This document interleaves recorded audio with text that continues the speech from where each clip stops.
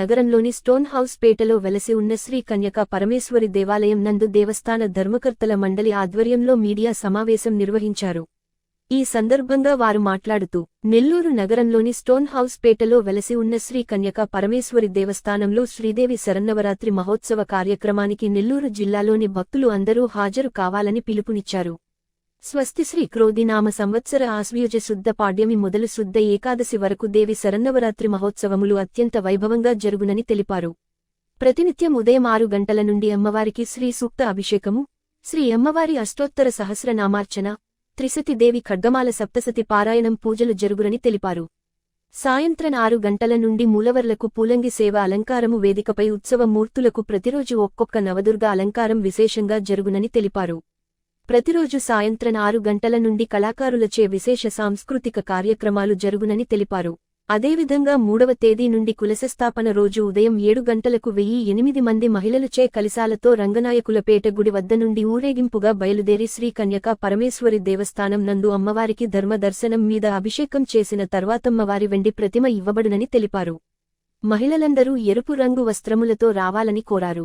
అమ్మవారికి 4వ తేదీ శ్రీ బాల త్రిపుర సుందరి అలంకారము, 5వ తేదీ శ్రీ అన్నపూర్ణ అలంకారము, 6వ తేదీ శ్రీ రాజరాజేశ్వరి అమ్మవారి అలంకారము, 7వ తేదీ శ్రీ గాయత్రి అలంకారము, 8వ తేదీ శ్రీ ధనలక్ష్మి అలంకారము, 9వ తేదీ సరస్వతి అలంకారము. ఆ రోజు ఉదయం 10 గంటల నుండి 12 గంటలలోగా ప్రధాన అర్చకులు శివయ్య స్వామివారిచే బీజాక్షరాలు రాయించబడునని తెలిపారు. 10వ తేదీ శ్రీ దుర్గాదేవి అలంకారము, 11వ తేదీ మహర్నవమి ఉదయం 9 గంటలకు కన్య పూజ, శ్రీ గజలక్ష్మి అలంకారం, సాయంత్రం 6 గంటలకు మూలవర్లకు మహిషాసురమర్దిని అలంకారం, పూలంగి సేవ, కుంభం పోయేట మూలవర్లకు చెరుకుతో అలంకరణ జరుగునని తెలిపారు. అదేవిధంగా 12వ తేదీ శనివారం విజయదశమి రోజున సాయంత్రం 7 గంటలకు పులి వాహనముపై నగరోత్సవంలో విశేషమైన శేషదారులతో నృత్యములతోటి అత్యంత వైభవముగా నేల తాళాలతో బాణసంచాలతో ఊరేగింపు జరుగునని తెలిపారు. 13వ తేదీ ఆదివారం ఉదయం 10 గంటలకు వసంతోత్సవము నగరవీధుల్లో ఊరేగింపు జరుగునని తెలిపారు. కావున స్టోన్ హౌస్ పేట వ్యాపారస్తులు అందరూ సహకరించి ఈ కార్యక్రమంలో పాల్గొని విజయవంతం చేయాలని కోరారు. డోనర్స్కి దర్శన పాసులు సాయంత్రం 4 గంటల నుండి 8 గంటల వరకు దేవస్థానం దగ్గర అవోపా కార్యాలయంలో అందజేయడం జరుగుతుందని తెలిపారు. ఈ కార్యక్రమంలో భక్తులు అధిక సంఖ్యలో పాల్గొని శ్రీదేవి శరన్నవరాత్రి మహోత్సవము విజయవంతం చేయాలని కోరారు. పై కార్యక్రమంలో శ్రీ కన్యకా పరమేశ్వరి దేవస్థానం చైర్మన్ కోట గురుబ్రహ్మం, షేగు షణ్ముగరావు, గౌరవ అధ్యక్షులు కొండా ప్రవీణ్ శంకర్, గౌరవ సలహాదారులు ఎంపీ ఆంజనేయులు, కోశాధికారి ఓమ్మిన జనార్దన్ రావు, సహాయ కార్యదర్శి మునగ వెంకటేశ్వర్లు, రాజా హజరత్ బాబు, కొలిపాకుల సురేష్ బాబు, పొడమాల రమేష్, పాబోలు వెంకట సత్యనారాయణ, దగ్గుమాటి మురళీకృష్ణ, శ్రీ కన్యకా పరమేశ్వరి దేవస్థానం ఆలయ ధర్మకర్తల మండలి సభ్యులు తదితరులు పాల్గొన్నారు.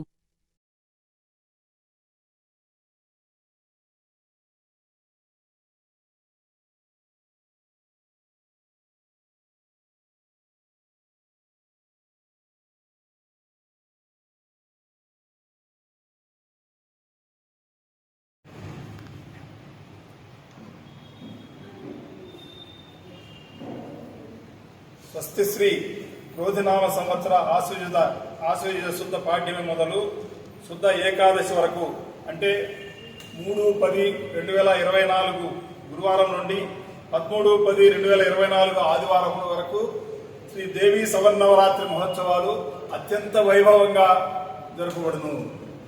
కావున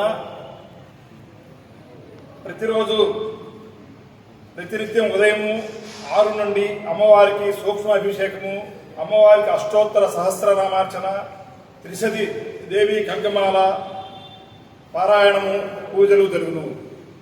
సాయంత్రం 6 నుండి మూలవర్లకు పూలంగి సేవా అలంకారము, వేదికపై ఉత్సవమూర్తులకు ప్రతిరోజు ఒక్కొక్క నవదుర్గ అలంకారము జరుపబడును. ముఖ్యంగా 3వ తారీఖున 6:30 శ్రీ తల్పగిరి రంగనాథ స్వామి దేవస్థానం నుండి 1008 కలశములతోటి అందరూ రెడ్ శారీ కట్టుకొని అందరూ మహిళలతోటి అక్కడ నుంచి తీర్థం పినాకిని నది నుండి ఇక్కడికి తీర్థం తెస్తాము. ఆ రోజు అత్యంత వైభవంగా ఒక వెండి రథము తోటి ఈ యొక్క కార్యక్రమాన్ని చేయడం జరుగుతూ ఉంది. ఆ రోజు ఉభయకర్తలుగా దొంతం శెట్టి కన్నయ్య శ్రేష్ఠి అండ్ ఫ్యామిలీ, అట్లాగే ఆ రోజు సాయంత్రం 6 గంటలకు శ్రీ భవానీ అలంకారము, ఆ రోజు కుబేర కుంకుమ అలంకారం కూడా జరుగుతుంది. దానికి ఉభయకర్తలుగా కొలిపాకల సురేష్ బాబు అండ్ ఫ్యామిలీ వారు ఉంటారు. అట్లాగే 4వ తారీఖు శుక్రవారము శ్రీ బాలా త్రిపుర సుందరి అలంకారం, ఆ రోజు సాయంత్రం మూలవర్లకి చందన అలంకారము, దానికి శ్రీ షేగు షణ్ముగరావు అండ్ ఫ్యామిలీ ఉభయకర్తలుగా వ్యవహరిస్తారు. అట్లాగే 5వ తారీఖు శనివారము శ్రీ అన్నపూర్ణ అలంకారము, మూలవర్లకు స్వీట్స్తో అలంకారము, దానికి ఉభయకర్తలుగా శ్రీ వెంకట ప్రసాద్ రా అండ్ బాయిల్డ్ రైస్ మిల్ వారి ఫ్యామిలీ వ్యవహరిస్తారు. అట్లే 6వ తారీఖు ఆదివారము శ్రీ రాజరాజేశ్వరి అలంకారము, సాయంత్రం 6 గంటలకి మూలవర్లకు లక్ష గాజులతో అలంకారము, దానికి ఉభయకర్తలుగా శ్రీ కోట సూర్యనారాయణ అండ్ ఫ్యామిలీ. అట్లాగే 7వ తారీఖు సోమవారము శ్రీ గాయత్రి అలంకారము, మూలవర్లకు ముత్యాల చీరతో అలంకారము, పూలంగి సేవ, దానికి ఉభయకర్తలుగా ఏల్చూరు శ్రీనివాసరావు, కొనగళ్ళ శ్రీనివాసులు అండ్ ఫ్యామిలీ వ్యవహరిస్తారు. అట్లాగే 8వ తారీఖు మంగళవారం సాయంత్రం 6 గంటలకి ఆ రోజు ధనలక్ష్మి అలంకారము, దీనికి ఉభయకర్తలుగా హనుమానశెట్టి హరగోపాలు, తర్వాత పెసల నాగేశ్వరరావు గారు ఉభయకర్తలుగా వ్యవహరిస్తారు. దీనికి ఆ రోజు నాణెములతోటి అలంకారం జరుగుతుంది. అట్లాగే 9వ తారీఖు బుధవారం శ్రీ సరస్వతి అలంకారము, మూలవర్లకు పుస్తకాలు పెన్నులతో అలంకారం, దీనికి ఉభయకర్తలుగా శ్రీ మునగా వెంకటేశ్వర్లు అండ్ ఫ్యామిలీ. అట్లాగే 10వ తారీఖు గురువారం శ్రీ దుర్గాదేవి అలంకారము, మూలవర్లకు కుంకుమతో అలంకారం. 3వ తారీఖు నుంచి 13వ తారీఖు వరకు దేవి శరణ నవరాత్రి మహోత్సవం అత్యంత వైభవంగా జరుగుతుంది. 3వ తారీఖు నాడు కలశ స్థాపన రంగనాయక స్వామి దేవస్థానం వద్ద నుండి కలశ స్థాపన స్థాపించుకొని 1008 మహిళలతోటి ఈ యొక్క ఊరేగుతూ వాద్యాలతోటి అమ్మవారి దగ్గరికి అందుకని గుడి దగ్గరికి వచ్చి గుడి దగ్గర అమ్మవారికి దర్ప దర్శనం పెట్టి దర్పం మీద 1008 మంది మహిళలు అయితే కలశాలతో తీర్థం తీసుకొస్తారో వాళ్ళకందరికీ ఆ తీర్థం కలశాన్ని అమ్మవారి దర్ప మీద అభిషేకం చేసి భావించుకొని దాని తర్వాత ఒక టోకన్ ఇస్తారు.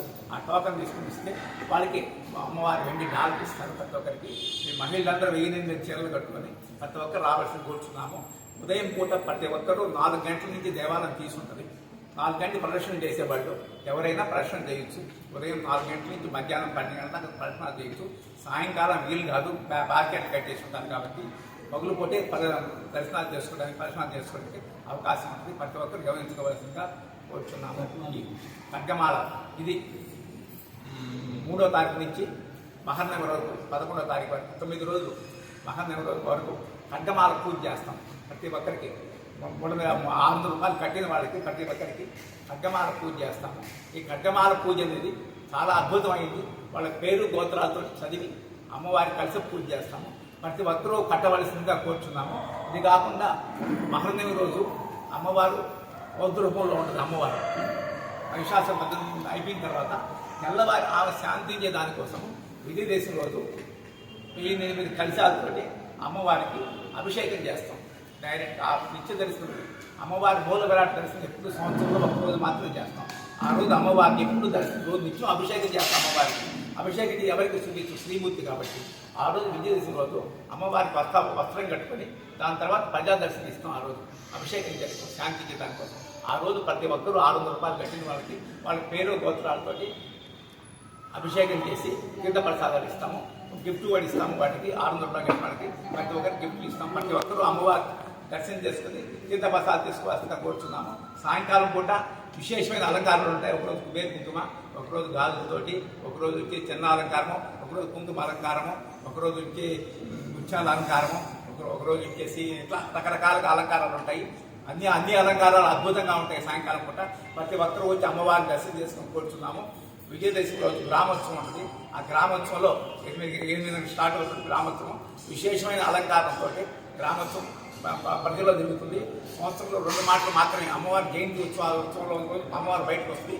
ఈ విజయదశమి రోజు 2 రోజులు మాత్రమే బయటకు వస్తుంది సంవత్సరంలో. అందుకే విజయదశమి రోజు అద్భుతంగా జరుగుతుంది ఆ కార్యక్రమం. ప్రతి ఒక్కరూ కొంచెం పాల్గొనాలనుకుంటున్నాము.